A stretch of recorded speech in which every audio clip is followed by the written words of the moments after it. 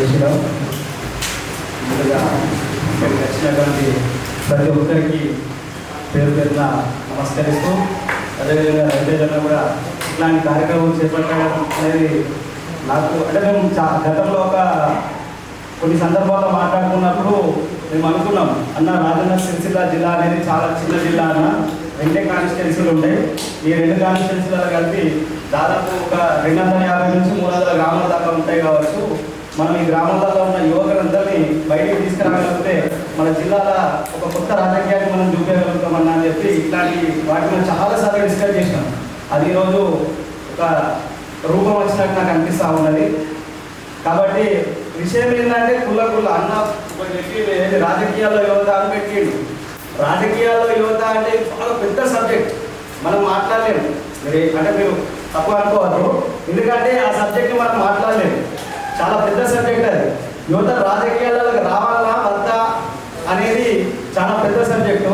ఇంకొకటి ఏంటంటే అసలు రాజకీయం అంటే ఏంటనేది మనం అర్థం చేసుకోవాలి. ఫస్ట్ అసలు రాజకీయం అంటే ఏంటి, అసలు రాజకీయం అంటే ఏం చేస్తున్నారు, ఇప్పుడు అసలు రాజకీయ పార్టీలు ఏం చేస్తున్నాయి, రాజకీయ నాయకులు ఎట్లా ఉన్నారు, అసలు రాజకీయం ఏం నడుస్తుంది అనేది మనం అర్థం చేసుకోగలగాలి. ఫస్ట్ యువకులకు రాజకీయాలకు రమ్మనే ముందు అసలు రాజకీయం అంటే ఏంటనేది యువకులకు మనం అర్థం చేసే విధంగా మనం కార్యక్రమాలు చేపట్టాలని చెప్పేసి నేను అనుకుంటా ఉన్నాను.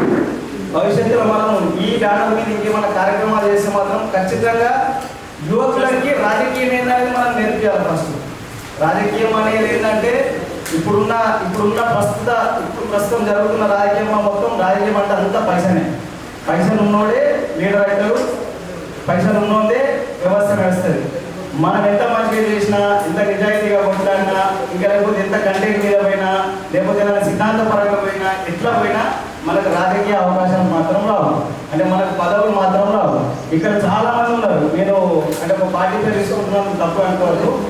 నాకు కొద్దిగా బీజేపీతో కొద్దిగా ఎక్కువ సాన్నిహిత్యం ఉంది. బీజేపీలో నేను చాలా మంది నాయకులను చూసిన, చాలా మందితో నేను మాట్లాడిన, చాలా సందర్భాలలో వాళ్ళతో మాట్లాడుతా. అంటే ఒక్కొక్కరు ఏజ్ వచ్చేసి దాదాపు 50 సంవత్సరాలు 60 సంవత్సరాల పైబడిన వారు కూడా నేను ఇందులో చూసిన.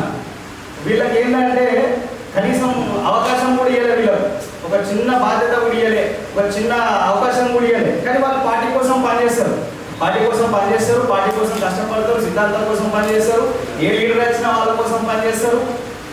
ఇట్లాంటిది ఇప్పుడు వేరే పార్టీలలో కూడా చూస్తున్నా. ఈ కాంగ్రెస్లో కానీ లేకపోతే ఇప్పుడు బీఆర్ఎస్లో కానీ చాలా పార్టీలలో చూస్తాము. యువకులు కేవలం అన్న ఈ అన్న అని చెప్పి అందంగా తిరుగుతారు, కానీ మనం ఏం చేయాలనుకుంటున్నాం, మనం ఎందుకు వచ్చినాం, మనం ఏం సాధిద్దాం అనే ఆలోచనతో వస్తలేదు.